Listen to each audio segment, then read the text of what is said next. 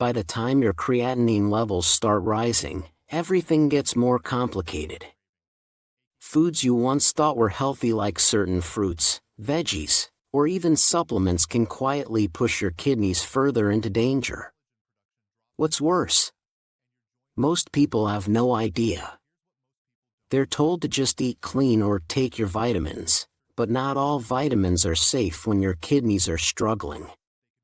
In fact, a few of the most popular ones could be silently raising your creatinine, overloading your kidneys, or even interacting badly with your medications. And here's something the supplement industry won't tell you: many vitamin products marketed as kidney-friendly are anything but. Some are packed with hidden phosphorus, synthetic additives, or megadoses that your kidneys simply can't filter out. In this video, we're exposing the 3 vitamins that are dangerous for anyone with high creatinine, and revealing 3 safer alternatives that can actually support your kidneys, not harm them. Make sure to stay till the end, because the second vitamin on the avoid list is in almost every multivitamin sold today, even the ones labeled renal-safe. Everything you'll hear today is backed by science, not hype. We've combed through real clinical research. Before we dive in, let us know in the comments, do you currently take any vitamins or supplements? And have you noticed any changes in your creatinine since starting them? Let's start with a safe and gentle antioxidant that supports your kidneys. Vitamin to take 1. Vitamin C, but only in controlled doses when it comes to kidney health. Vitamin C can be a powerful ally, but only when taken in the right amounts. In small, controlled doses, it acts as a potent antioxidant that helps reduce oxidative stress in the kidneys. This matters because oxidative stress damages the nephrons, your kidney's delicate filtration units, and speeds up the progression of kidney disease. By neutralizing free radicals, low-dose vitamin C helps protect these vital structures. But the benefits don't stop there. Vitamin C also supports collagen production, which keeps blood vessels strong and flexible. Healthy blood vessels mean better circulation, and better circulation helps your kidneys filter waste more efficiently. It even helps strengthen your immune system, which is especially important since kidney issues can make you more vulnerable to infections. However, more is not better. High doses of vitamin C, especially over 500 milligrams per day, can convert into oxalate in the body. Oxalate can form needle-like crystals that damage kidney tissue or lead to painful kidney stones. So if you're thinking about taking a megadose for your immune system, think again. It could actually backfire on your kidneys. How much are you taking right now? Take a look at your supplement label. You might be surprised how much is hiding in each dose. For those with kidney concerns, a daily dose of 200 to 250 milligrams is generally considered safe. And because your body doesn't store vitamin C, it's better to spread small doses throughout the day instead of taking one large pill. Whole foods are an even better option. Just half a cup of chopped red bell pepper contains nearly 95 milligrams of vitamin C. A single kiwi offers about 70 milligrams, and half a cup of strawberries gives around 45 milligrams, all without overwhelming your kidneys with added sugars or potassium, like orange juice often does. If you do choose a supplement, look for buffered vitamin C, like calcium ascorbate, which is gentler on both the kidneys and the stomach. Steer clear of time-release pills or megadose powders, which can sneak in over 1,000 milligrams per serving. One common myth is that since vitamin C is water-soluble, your body will just flush out the excess. That's not always true for people with impaired kidney function. When the kidneys are under stress, they can't eliminate oxalate efficiently, leading to silent buildup that may only cause problems later. After 15 years of working with kidney patients, I've seen low-dose vitamin C reduce inflammation without raising the risk of kidney stones when taken smartly. So remember, keep the dose low, spread it out, and get it from food whenever possible. Up next, let's talk about a vitamin that directly supports your kidney's filtration process and helps prevent toxic buildup: vitamin B6. Vitamin to take 2, vitamin B6. Now, let's talk about a true multitasker in kidney health: vitamin B6, also known as pyridoxine. This essential vitamin helps your kidneys in several powerful ways, starting with its ability to prevent oxalate buildup, which reduces your risk of developing kidney stones. Oxalate is a natural byproduct of digesting certain foods, but without enough B6, it can accumulate and put extra strain on your kidneys. Ever wonder why some people seem more prone to kidney stones than others? One often overlooked factor is a B6 deficiency. Vitamin B6 also supports protein metabolism. Every time you eat protein, your body breaks it down into amino acids, which are vital for muscle function, hormone production, and more.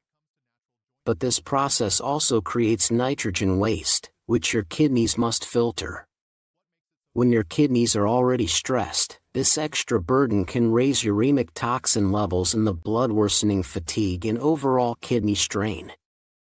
B6 helps optimize this process and lightens the load on your kidneys. But there's more. B6 plays a crucial role in managing stress and blood pressure.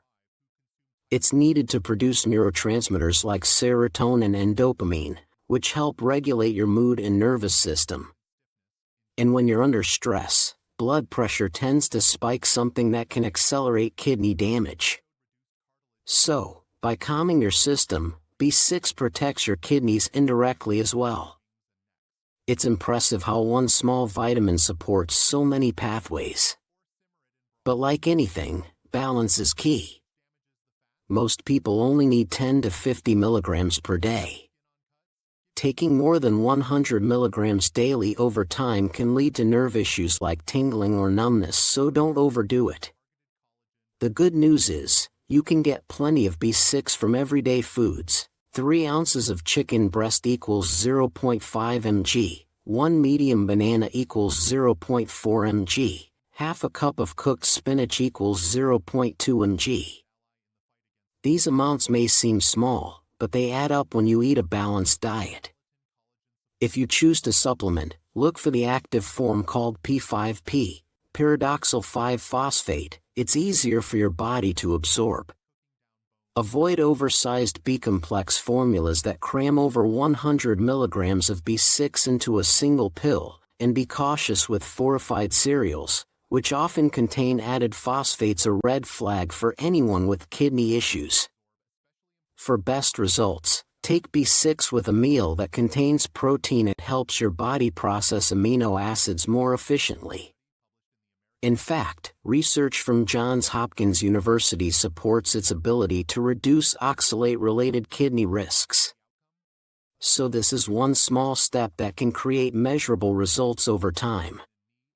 If this information is helping, please give the video a quick thumbs up.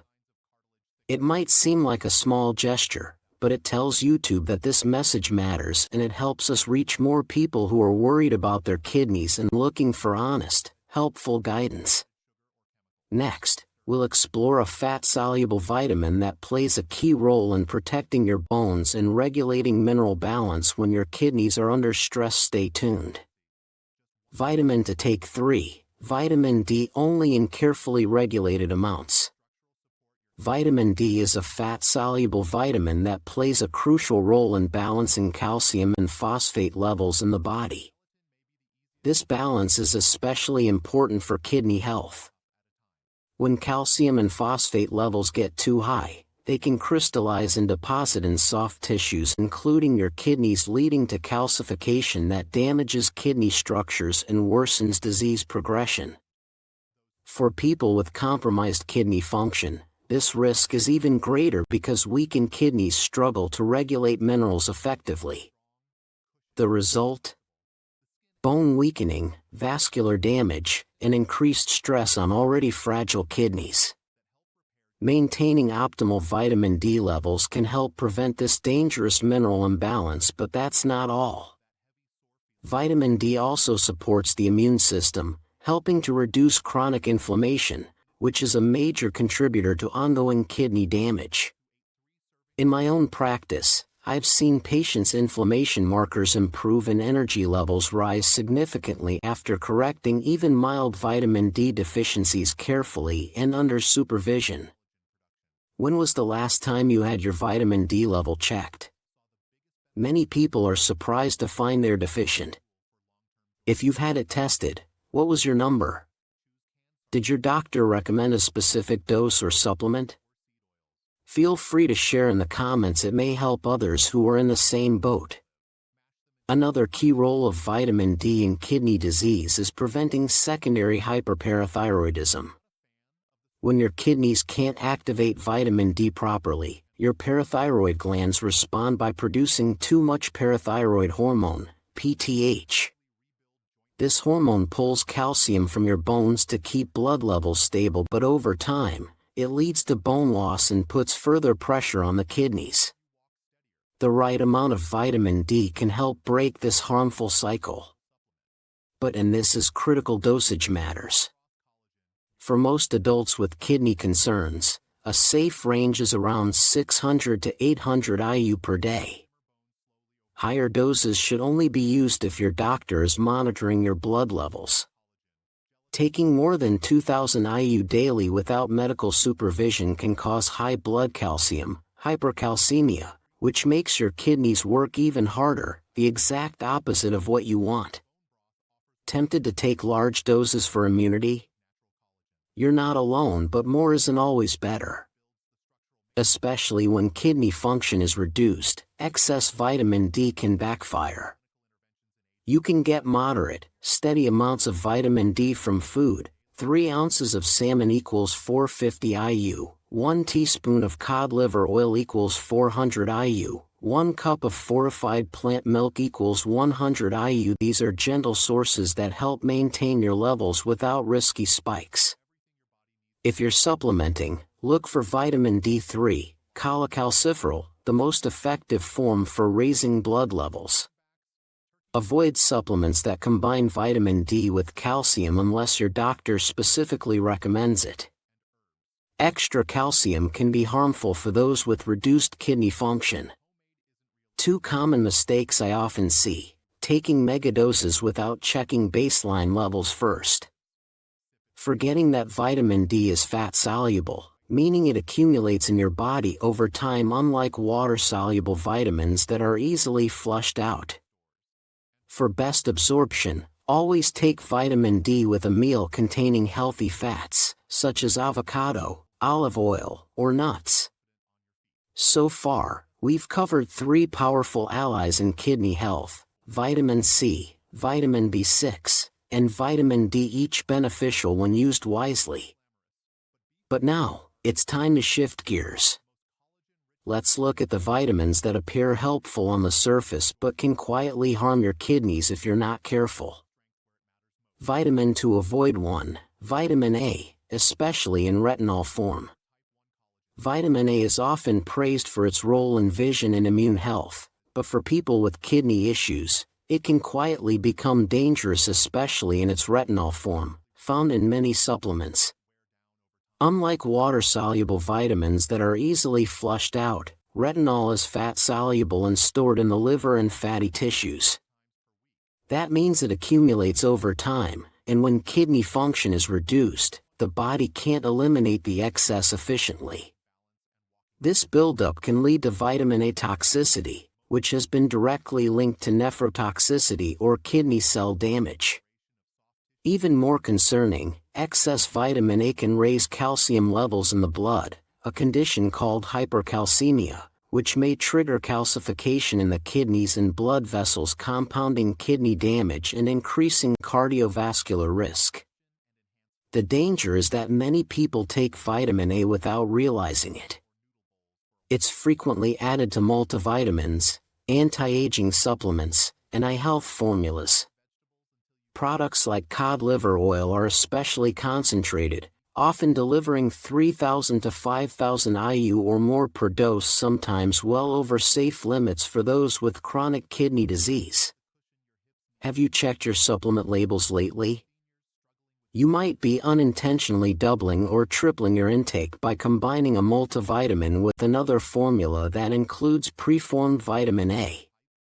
For kidney patients, this is risky. Your body simply can't clear excess retinol like it used to, and even doses considered normal for healthy individuals can become toxic more quickly in people with reduced kidney function. I've seen patients whose creatinine levels worsen significantly over just a few months while on high-dose vitamin A, and then improved once they stopped the supplement entirely. So how can you protect yourself? Avoid supplements containing retinol palmitate or retinol acetate, which are preformed versions of vitamin A. Instead, choose beta-carotene from food sources like carrots, sweet potatoes, spinach, and pumpkin. Your body converts only what it needs, so there's no risk of toxic buildup. Be cautious with any eye health supplements or anti-aging products, especially if you're already taking a multivitamin. One of the most common mistakes I see? People unintentionally stacking vitamin A from multiple products, not realizing how easily it adds up. If you have chronic kidney disease, vitamin A isn't something to take lightly. What seems safe for others could be silently harming your kidneys. This is one supplement where less is definitely more, and in many cases, none is safest. Vitamin to avoid: 2 mega doses of vitamin C.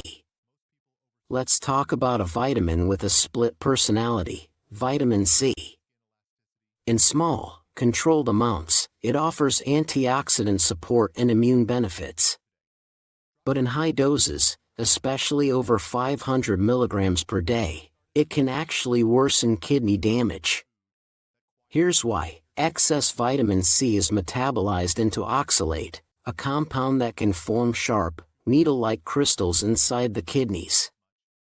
These crystals may trigger kidney stones, and in more severe cases, lead to oxalate nephropathy, a painful and serious condition that further impairs kidney function. For individuals with compromised kidneys, the problem becomes even more dangerous. Weakened kidneys can't filter these metabolites efficiently, so oxalate builds up faster, placing an extra burden on already struggling organs. The risk is more common than you think. Many immune-boosting powders and fizzy vitamin drinks contain 1,000 milligrams or more of vitamin C per serving, far above the safe threshold for kidney patients. Even sports drinks and fortified waters often sneak in surprisingly high amounts.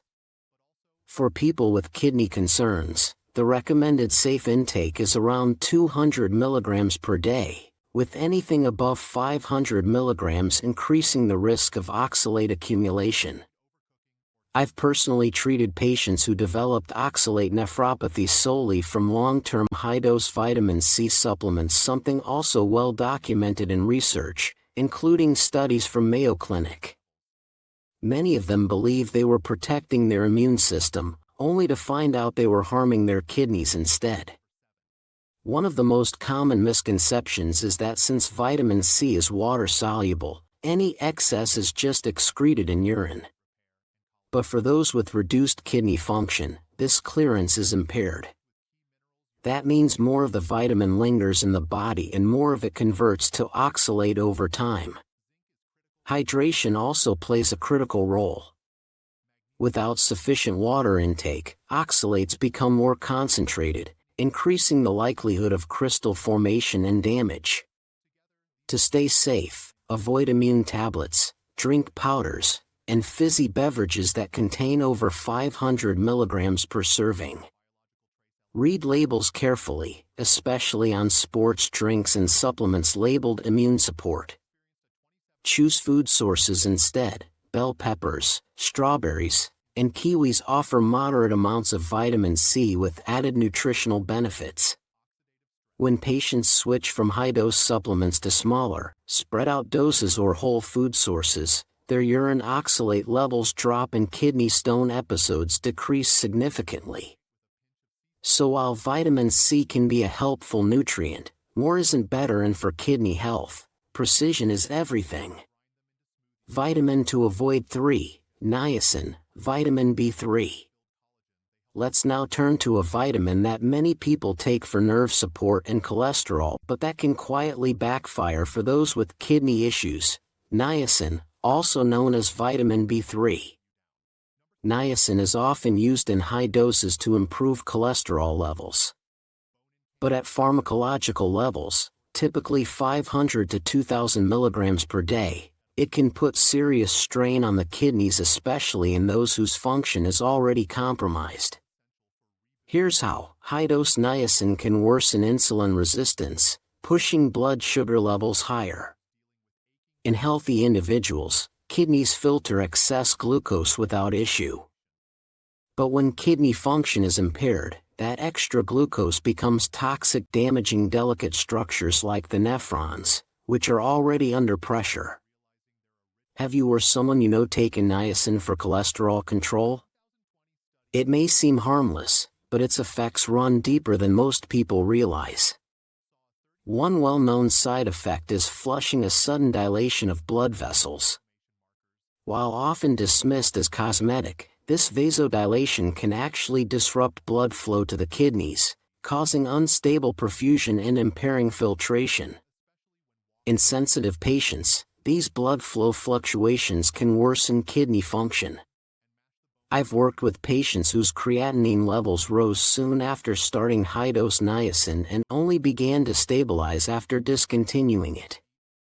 Think flushing is just a harmless side effect? It's actually a warning sign that deeper circulation shifts may be happening, ones that can quietly impact the kidneys. Another issue is how easily niacin hides in your daily routine. Many energy drinks, protein bars, and even health snacks are fortified with high levels of B3, far more than your body needs. Add a multivitamin or a cholesterol supplement on top, and your intake can escalate without you realizing. For context, a healthy adult needs just 15 milligrams of niacin per day from food. But supplement doses for cholesterol control often range from 500 to 2000 milligrams, far above what's safe for someone with kidney disease. If you're drinking fortified beverages or energy shots, check the label. You may be consuming large doses of niacin without meaning to. Also, avoid time-release niacin unless prescribed by a doctor. This form lingers in the bloodstream longer and increases the risk of elevated liver enzymes, adding another layer of stress to your body. And don't stack B-complex supplements with fortified drinks or bars. It's a common mistake that silently multiplies your intake. Many people see niacin as a natural way to manage cholesterol. But unless you're regularly monitoring liver enzymes and kidney markers, you could be heading toward hidden trouble.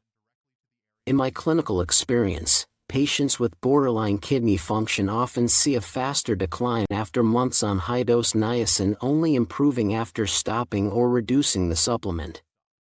So while niacin may have benefits for cholesterol, it must be used with extreme caution in the context of kidney health. A simple daily habit that supports kidney circulation naturally. Now that we've explored the vitamins to take with care and those to avoid entirely, let's shift away from supplements for a moment. Here's a simple yet powerful daily habit that can support your kidneys: gentle evening stretching combined with slow breathing.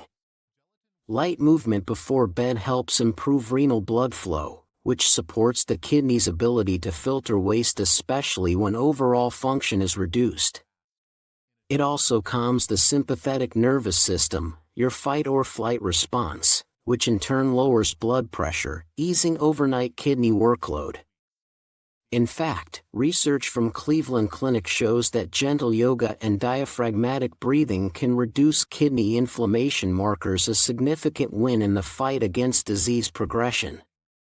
Do you usually stretch or do any light movement before bed? Or is your evening routine mostly sedentary? If you're new to this, try starting with 5 minutes in a seated forward fold to stimulate circulation to the lower back and kidney area, followed by 3 minutes of slow belly breathing, focusing on deep inhales and even longer exhales. Avoid heavy twisting or intense yoga poses. These aren't necessary for kidney support and may do more harm than good. One common mistake I've seen: overexerting, thinking more intensity equals better results. But for kidney patients, gentle movement is far more effective. Another tip: don't stretch on a full stomach. This can make it harder to breathe deeply and fully relax. And don't forget the bonus tip: evening stretching and deep breathing to improve circulation and reduce kidney stress. No pills required. If you're planning to try this evening routine, or if today's information made you rethink any of your supplements, drop a comment below. I'd love to hear your thoughts and personal experiences. And if this video brought you clarity or comfort, don't leave without subscribing for more science-backed, practical guidance for kidney health. If you feel like someone finally understands what you're going through and offered solutions that truly matter, type the word relief in the comments. I'd be honored to know this made a difference for you.